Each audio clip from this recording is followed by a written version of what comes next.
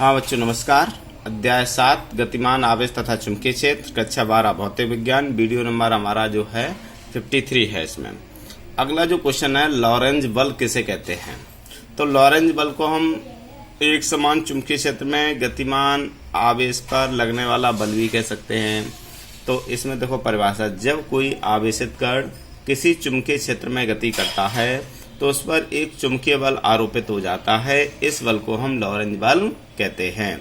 मतलब कोई कण, आवेशित कण जिस पर आवेश हो और वो चुंबकीय क्षेत्र में गति करता हो तो उस पर एक चुंबकीय बल कार्य करता है। इस चुंबकीय बल को हम क्या कहते हैं, लॉरेंज बल। जैसे हमने माना कि एक कण जिस पर प्लस क्यू आवेश है, एक समान चुंबकीय क्षेत्र बी में क्षेत्र से थीटा कोण बनाते हुए बी वेग से चल रहा है या गति कर रहा है, तो इस पर लगने वाला जो चुंबकीय बल होगा F बराबर QV sin थीटा होगा। मात्रक होगा बल का न्यूटन। यदि कण चुंबकीय क्षेत्र की दिशा के लंबवत प्रवेश करता है तो थीटा का मान 90 हो गया और sin 90 डिग्री इक्वल टू 1 होता है, तो चुंबकीय बल हो गया F बराबर QVB। मात्रक इसका हो गया न्यूटन। अब अगला जो क्वेश्चन है, एक समान चुंबकीय क्षेत्र में आवेशित कण की गति की व्याख्या कीजिए। तो ये हमने क्रॉस करके दिखाए वो एक समान चुंबकीय क्षेत्र है। एक कण जिस पर प्लस क्यू आवेश है, इसमें v वेग से प्रवेश कर रहा है लंबवत, तो उसका मार्ग चुंबकीय क्षेत्र के कारण इस पर कैसा हो जाता है, वृत्ताकार हो जाता है। ठीक है, इस वृत्त की हमने त्रिज्या r मान ली, आगे बताएंगे अभी लिखा है।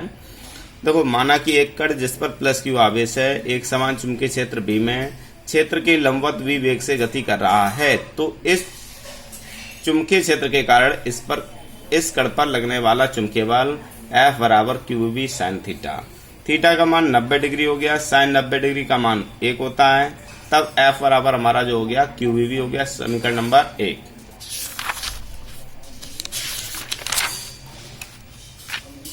इस चुंबकीय बल के कारण कण चुंबकीय क्षेत्र के भीतर वृत्ताकार पथ पर चलने लगेगा।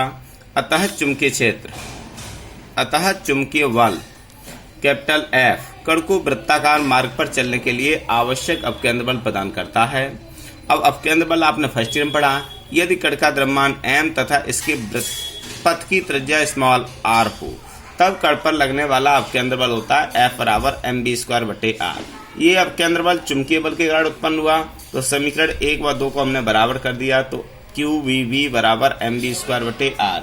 एक v से एक v कैंसिल हो गया, r का हमने इधर मल्टीप्लाई QV का डिवाइड कर दिया, तो r बराबर mv/QV। इस सूत्र से हम वृत्ताकार पथ की त्रिज्या ज्ञात कर सकते हैं और इसी सूत्र में हम ये भी कर सकते हैं कि त्रिज्या उसके संवेग के अनुक्रमानुपाती भी होती है।